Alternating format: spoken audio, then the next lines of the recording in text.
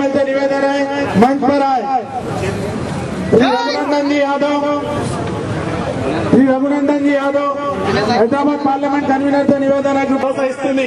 తెలంగాణ సాధించే వరకు మనం ఉద్యమం రూపంలో ముందుకెళ్దాం. కానీ ఈ యొక్క కుటిల శక్తులు కాంగ్రెస్, టీడీపీ ఇలాంటి ద్రోహులకు మనము తలొక్కకుండా హోటల్ నుంచి నలుగురు ఒక లైన్ గా క్రమశంఖగా మనము గన్ పార్క్ వరకు వెళ్తాము.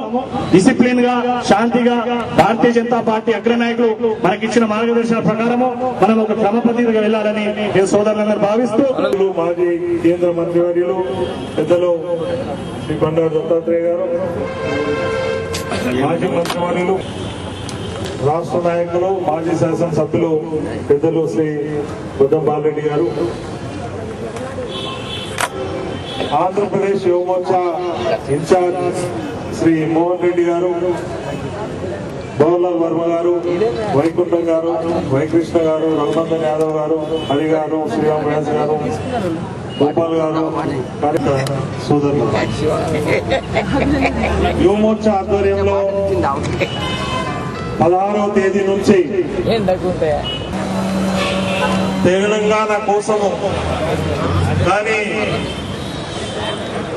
ఉద్యమంలో యుద్ధం చేస్తూ అమరులైతే బాగుంటది, కానీ చేసుకుని పిరికి వాళ్ళుగా కావద్దు అనేటువంటి ఒక భరోసా ఇవ్వడం కోసం ఈ యొక్క యాత్ర. ఆత్మహత్యలు చేసుకునేటువంటి ఒక ప్రయత్నం ఎవరు కూడా చేయలేదు. కాబట్టి మీరు పిరికి వాళ్ళలాగా ఆత్మహత్యలు చేసుకోవద్దు. యుద్ధంలో వీరమరణం పొందాలా. కాంగ్రెస్ ఆ తర్వాత ఆ మాట మార్చడం లేదు. తర్వాత చిదంబరం తోటి మాటల్లో చర్చలు జరిపారు. ఆ తర్వాత సోనియా గాంధీతో చర్చలు జరిపారు. అంటే కేవలం కూడా చర్చల పేరు మీద కాలయాపన చేస్తూ, ఉప ఎన్నికల పేరు చెప్పుకొని కాలయాపన చేస్తూ వేరే రాష్ట్రాల్లో జరుగుతున్నటువంటి ఎన్నికలను చూపిస్తూ ఈ యొక్క తెలంగాణ అంశాన్ని పక్కన పెట్టాం. నిన్న కూడా నల్గొండలో ఆత్మహత్య చేసుకుని ఆయన ఇక్కడికి వస్తే ఉస్మానియాలో చనిపోయడం లేదు. ఈ రకంగా దాదాపు నెల రోజుల నుంచి రోజు ఒక ఆయన చనిపోతా ఉన్నారు, బలిదానం అవుతా ఉన్నారు. కాబట్టి భారతీయ జనతా పార్టీ స్పష్టంగా చెప్పింది. పార్లమెంట్ లో సుష్మా స్వరాజ్ గారు కూడా ఆ విషయాన్ని స్పష్టంగా చెప్పారు.